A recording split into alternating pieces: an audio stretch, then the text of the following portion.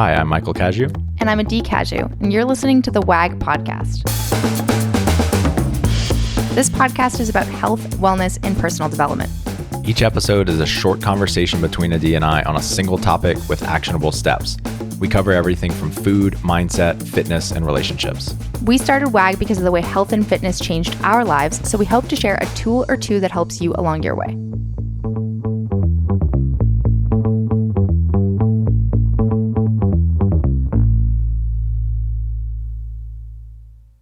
And we're back.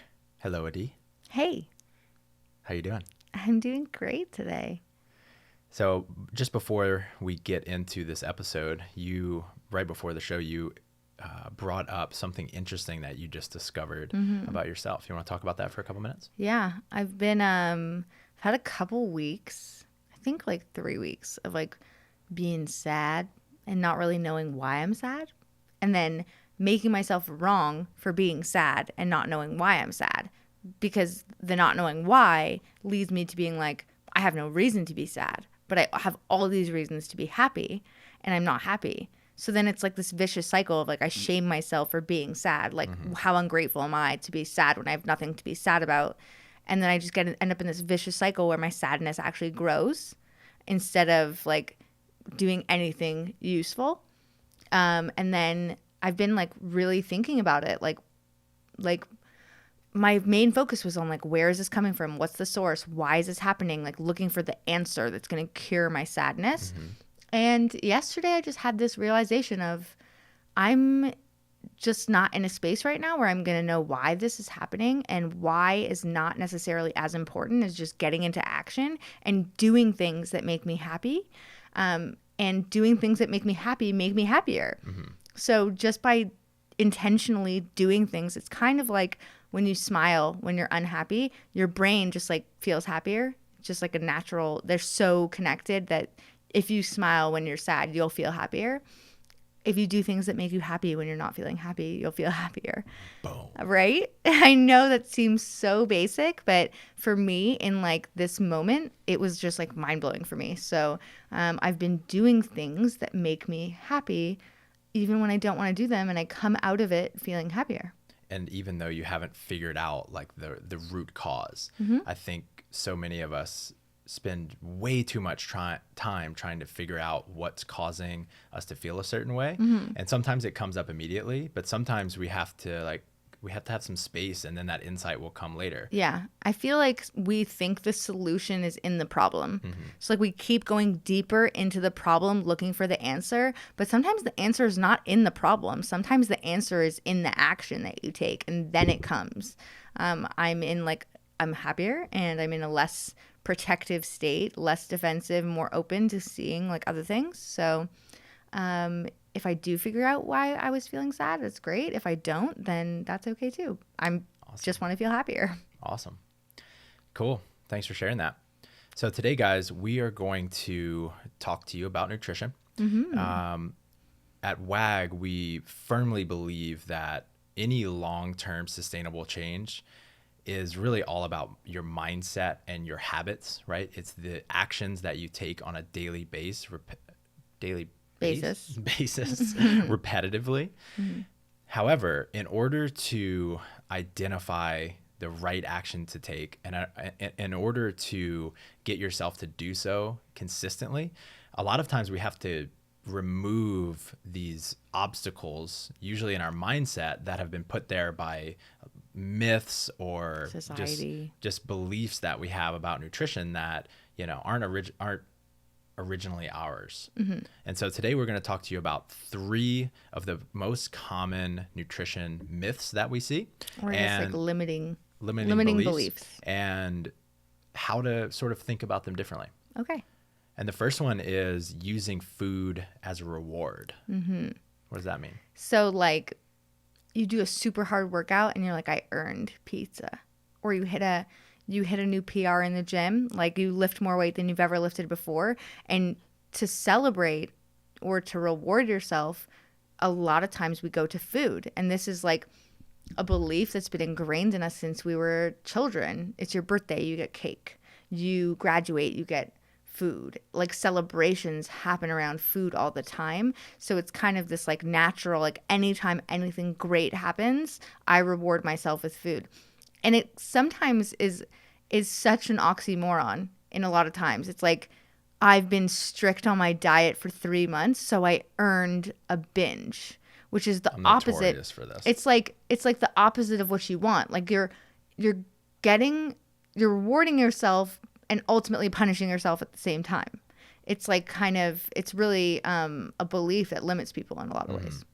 So I have a couple of follow-up questions about this. So I know that part of you believes that like this is okay sometimes, right? Like you personally. I carry a belief about the one thing that I do think is beneficial about these types of scenarios is that it does bring people together. And I think there's something about bringing people together and creating memories and it brings a lot of joy to a lot of people, like experiencing a delicious meal and like sharing that with other people and having that like be an excuse to bring people together. That is a really positive thing.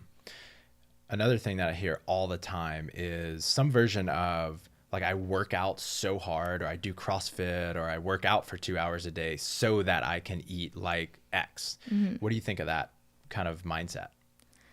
I think it could just be reframed in the opposite way. Like I eat like X so that I can train 2 hours a day and perform at the highest level and feel my best. And I think with that mindset, instead of the other way around, your food choices might look different. So your food choices might be like, I want to eat to fuel the ability to work out this hard versus I'm going to work out this hard to justify eating poorly. I think no matter how you spin it, consistently eating poorly is not something anybody wants to do. It's going to affect your mood. It's going to affect your physiology. It's going to affect health, like long-term things that you might not be as connected to right now, or you might not even be as conscious of. But those types of mindsets, I think, hold you back from making long-term changes to your diet because you're basically saying it's okay. Like you're saying it's okay to have poor eating habits because I work out 2 hours a day. And that's coming from a place of like I want to do something bad, so I'm going to like compensate by doing extra of something that I deem is good. So it's like the good is like the Band-Aid for the bad, where it's like all of it could just be good. There doesn't have to be a bad. Like you could have food that isn't necessarily good, or like maybe it doesn't have high nutrient value and it's high calorie, like cake or burgers and french fries. You could have that when it's like in certain moderations and in certain social situations where it's appropriate, like in situations it's bringing people together. But doing that consistently because you work out for 2 hours a day, that mindset just like can lead you down little rabbit holes. I think the biggest problem is that people, they don't understand what you just said about it affects how we feel, right? Most people look at most people in the world have no idea how food affects anything in their body. Right. But a lot of people listening to this show, they understand it. But what the majority of what I think a lot of people believe is it affects the way that they look only. And so if they can work out hard enough and still eat like crap and still have a six pack, then why would they change anything? Right. And it's kind of this thing of like, you might feel great, but you just don't know what you're missing out on. Like you could feel even greater and you don't know that you could feel greater. Gotcha. So what do you think is the biggest kind of do differently or mindset shift for people that are currently using food as a reward?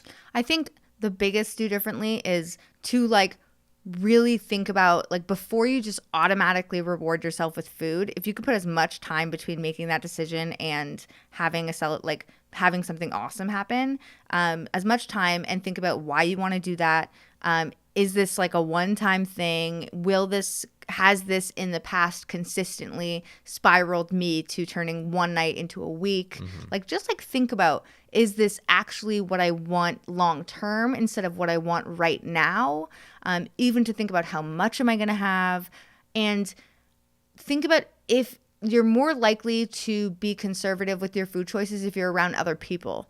So being in a social situation and doing this with other people, you'll consistently like eat less than you would if you were doing it by yourself.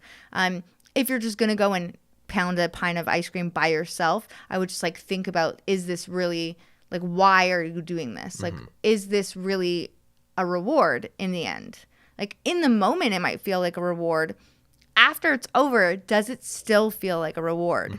Because there are other options to reward yourself. And I think people really don't consider, like, I mean, you could buy yourself a new pair of lifting shoes. Like that could be a reward for hitting a new PR in the gym, like a pair of shoes that you've wanted for so long. Or you could treat yourself to a show, like a show with your friends, and do something social that way. Or there's so many options to do something that is out of the norm of what you normally do that doesn't revolve around food. And I mean, an option could also be just like not be super accountable to your food, but still go eat something healthy and delicious. Like we do that a lot. Like we'll go to one of our favorite restaurants in Austin called Adee. And often when we go to Adee, I know it's really healthy and nutritious food, and I'm just not going to be accountable to what I eat there, but I'm not. You're not going to track it, you mean? Right. I'm not going to like track my food, but I'm not going to just eat pizza or a hamburger and french fries and ice cream, which I don't normally do. So I'm not going to just like go crazy overboard. Yeah, I think it is really important to incentivize ourselves, right? To have this little carrot that we're working towards. But for me, so one thing you said earlier is like some people will work really hard for 3 months and then reward themselves and sort of like crush a lot of their progress, like remove a lot of their progress. For me, it's like 3 days. If I have 3 solid days, then I feel like, okay, I'm looking how I want to look. I'm going to reward myself a little bit. And just like you said, it gives me some instant gratification, but it is not a reward long-term at all, because it it takes away my progress, and I'm kind of starting back at zero. So incentivizing myself with going out with some friends, or having some downtime just to spend with myself, or just getting creative in other ways to reward myself for my hard work is going to help me reach my goals a lot faster. Yeah, totally. So the second one is treating saying that I can only overindulge when after I've fasted or after I've worked out a lot. Yeah, I think this is more like you're going to a wedding or to a party, so you starve all day so that you can go ham at the wedding. I think that this, like whether consciously or unconsciously, develops like a habit for people of, oh, I need to starve in order to eat delicious food, instead of just understanding how certain types of foods can fit into the overall scheme of your entire diet.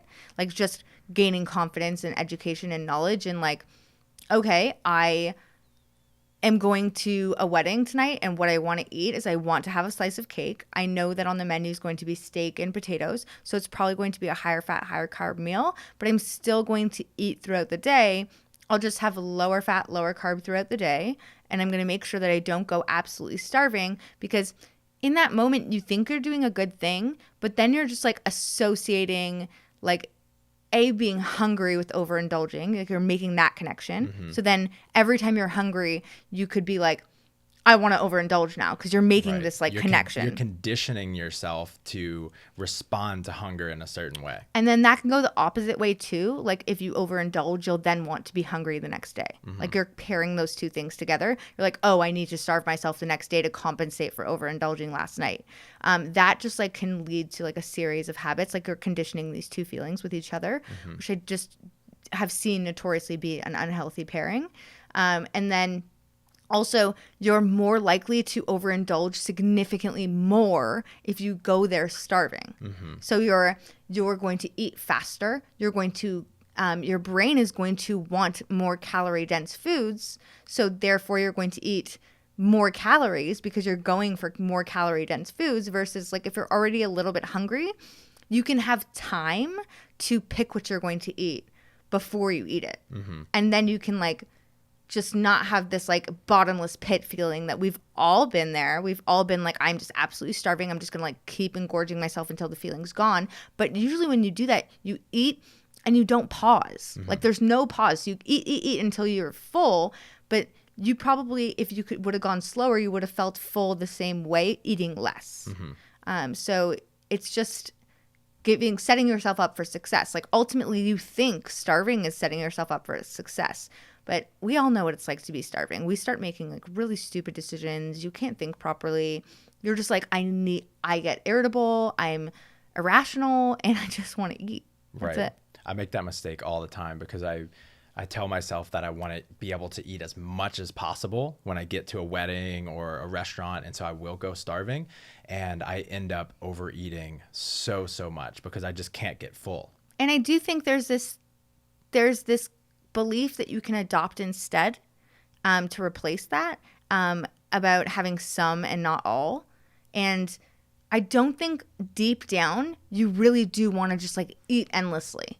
What you really want is to be able to have some of the things that you love. Mm-hmm. And if we do like slow down and we have some awareness around what we're actually putting in our body, then you'll actually appreciate and be grateful for what you're eating, which will then you'll get to a point where you're like, oh, I'm satisfied. I've tried it. It's like you don't have to keep filling that cup because it's so empty. Mm-hmm. You don't have to keep filling it. You're just like, oh, I've satisfied my, like, I want to have a piece of cake and I want to be able to eat the meal. I don't have to eat all of it. I don't have to have 3 pieces of cake. That will satisfy me. Mm-hmm. Yeah. One of the most useful concepts you've taught me is this idea that we're not Cinderella at the ball. Oh, yeah. Right? Like we will get the opportunity to eat these delicious foods again. And if you're eating a balanced diet that allows you to have moderate amounts of whatever the foods that you love are, then you don't have to feel like you'll never be able to have it again. So you'll be more accepting of having a small piece of something rather than feeling like this is your last chance. You got to get it all in, and you're not going to get to have it for another 3 months. Yeah. Absolutely. You're going to be able to get access to that types of food again. And I think there's also something about like the feeling of, if you've never felt this before, like if you've never actually still had boundaries in a moment where you're allowing yourself to still have flexibility. So I'm going to a wedding. I'm not going to track my food. I'm going to eat things I wouldn't normally eat, but I still maintain some level of boundaries around it. Example, I often won't have alcohol as well as dessert. So I'll choose one or the other. Mm-hmm. And then so if I'm like, I really want to go and have a couple drinks, I'll have a couple drinks and I won't have dessert. And then afterwards, not having the dessert makes me feel so good. Mm-hmm. Like having that confidence and integrity with myself, even though I did something I don't normally do, I still have that feeling of success versus if I had dessert and alcohol, I just feel gross about myself. Right. And it doesn't feel great. And what we want to do is avoid consistently allowing ourselves to get to that place where we feel shameful about the choices that we made and guilty, and we're training our brains and our bodies to like associate the feelings with each other so that now when I'm hungry again, I'm going to feel like I want to overindulge.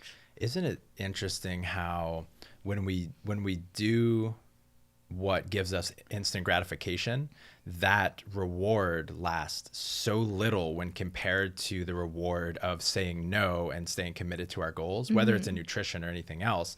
The feeling you get from not overindulging and sticking to your plan can last like a full day. But when you're eating something and overindulging, that it lasts maybe 20 minutes. And then you get the repercussions afterwards. Right. Of it's kind of like the sugar crash, like your insulin spikes and then it goes mm-hmm. way down. So it's kind of like that. Whereas if you have some level of boundaries and still sticking to your plan to some degree, you get maybe not as high of a peak of like amazing euphoria, pleasure, but you'll feel some of it and there won't be a dip afterwards. Mm-hmm. You'll stay and it'll build. Like that can build over time. Right.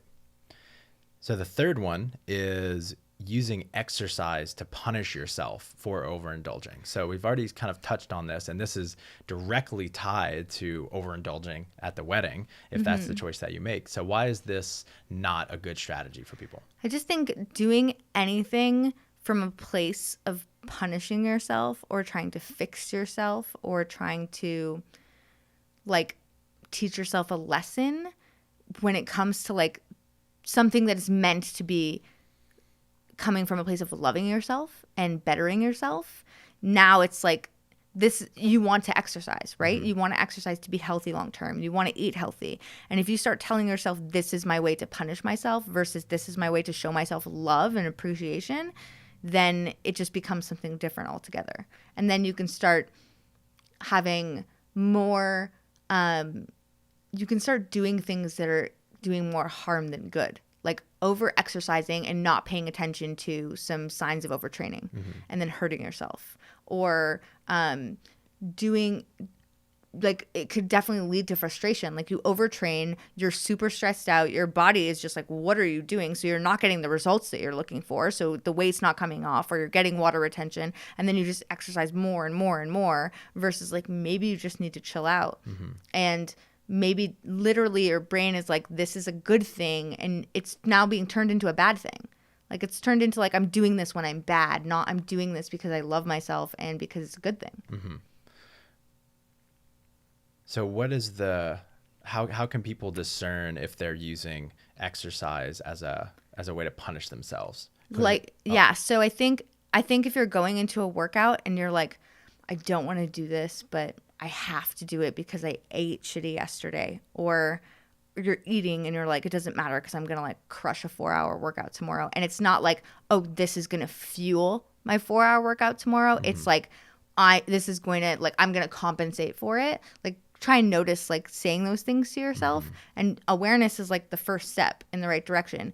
If you're like, I did such crazy workouts this was going to be a rest day, but I ate like shit yesterday, and you already had a plan for this to be a rest day, and you're breaking that plan for the reason of overeating, that's like, it's like the same thing as, it's kind of like addiction. Like, you're doing something that you know you shouldn't be doing because you think it's going to make you feel better, when you also know it's not going to make you feel better. Right. Like, it could hurt you. Right. So guys, all three of these, I think the biggest lesson is that we want to adopt habits and actions that have this diet just become a part of our lifestyle and a part of who we are, rather than just something that we are on or off. So hopefully by identifying some of these beliefs, and I know they are pervasive in this community because they are still pervasive in my life, and something that I constantly have to check in on with myself. Hopefully by identifying them and becoming a little more aware of them, and just this helps reframing it a little bit. And reframing it, it helps you to find the diet that actually does become a part of your lifestyle, that you don't feel like you have to punish yourself for, and you don't feel like you're constantly setting yourself up for failure, like I continue to do sometimes. Yeah, so we had the first one was using food as a reward. So instead of that, using food as fuel is a great reframe for that, as well as using other things outside of food as a reward.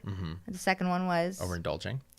Starving in order to overindulge. The difference between still being able, the next reframe would be, just understanding what it is that you really want, like what's going to satisfy the craving that you're looking for, or give you the experience that you're looking for, and then looking at the whole day and how that could work in your day, knowing that you can have some but not all. You're not Cinderella at the ball.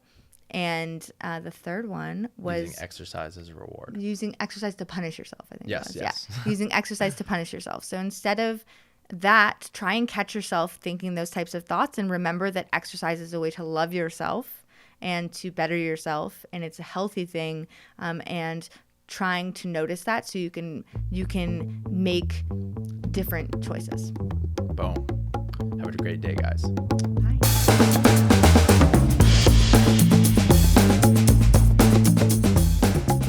Thanks for joining us. Stay in touch by signing up for our newsletter at workingagainstgravity.com or on Instagram at workingagainstgravity.